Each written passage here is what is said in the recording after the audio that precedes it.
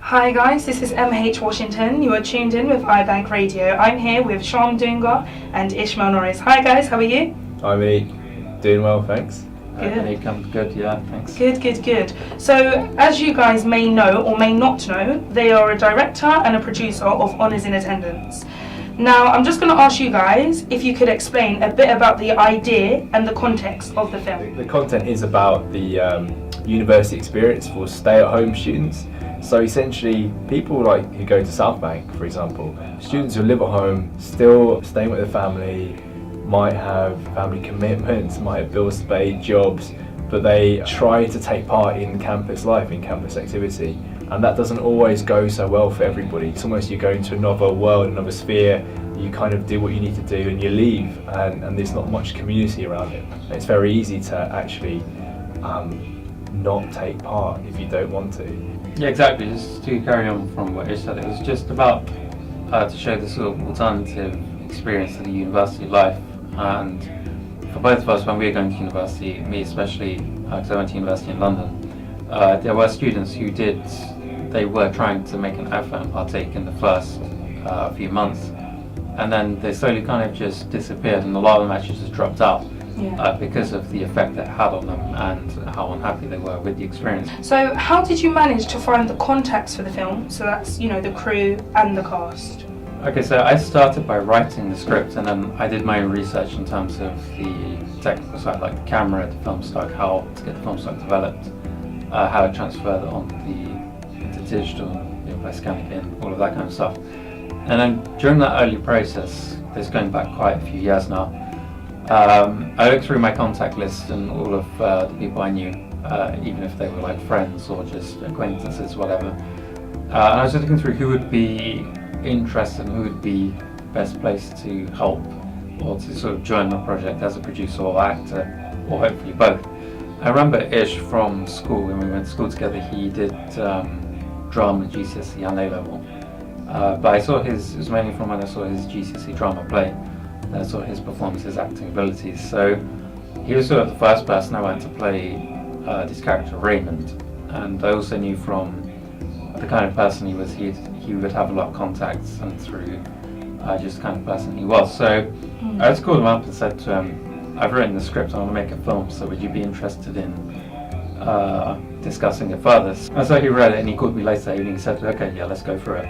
And that's really how it sort of began. And then from there, I suppose, Ish can sort of clarify more in terms of how he got contacts of actors and then the people, the houses, all of that kind of stuff. So much of that though, like after I decided, I was going to do it, after obviously being brought over by free coffee, didn't take very much really, and then a bit of plugging in your ego, oh, you look so good on screen, after obviously committing to it and just literally just racking my brain of all the people that I knew, but a lot of it was as you went. So when we were casting, it was a case of like getting on the Gumtree, getting on the Craigslist, getting all these social forums like Couchsurfing at the time I was quite big into, and putting the word out there that we're going to make a film, a feature film, an independent one, trying to be strategic about it, asking Shyam, what do we need next, who do we need, seeing what I can do about it.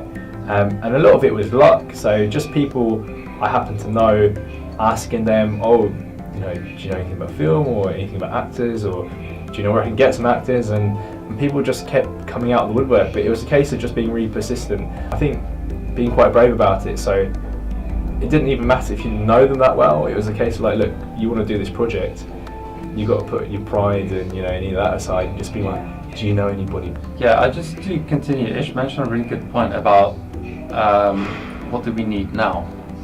Just that quote, and that's a really good point, because obviously at this level you don't have unlimited funds. In fact, your funds are really limited, and they're limited to the point where you don't actually really have any. So at the time I did know other people who were trying to make a film, and their approach was they wanted to acquire a lot of very specific equipment and people on the project before really knowing what they would do with that equipment or those people.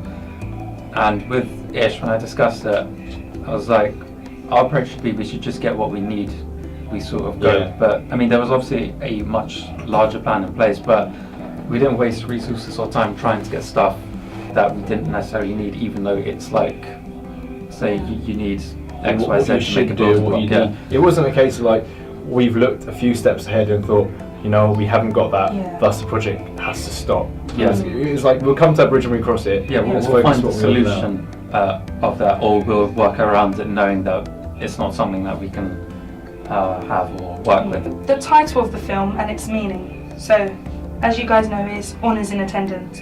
Why did you pick that title for the film?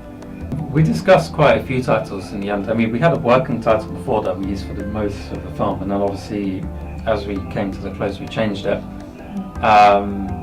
There is still obviously a bit of trivia in the film. The word Spectres is mentioned, obviously that's what we named the company after, and that was originally what the film was going to be called, Spectres. People might just assume it's about ghosts. The characters are kind of ghost-like in terms of their attendant. We don't really know much about them anyway.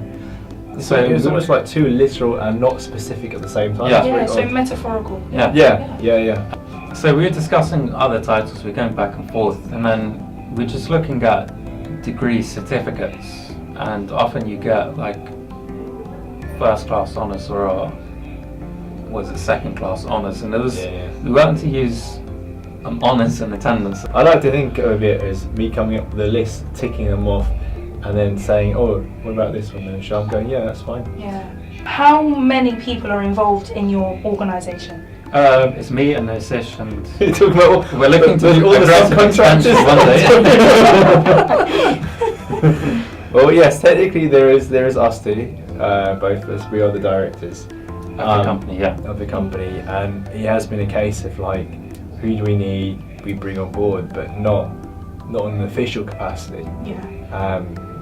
But we do have people in mind that we'd actually like to be part of the company, and I think making this film is kind of like a trial run of exactly. and also thinking if maybe not these people, how would we manage? Because Sean was always talking about, look, who would we need? What would we like? What kind of resources, human resources, and what would this look like moving forward?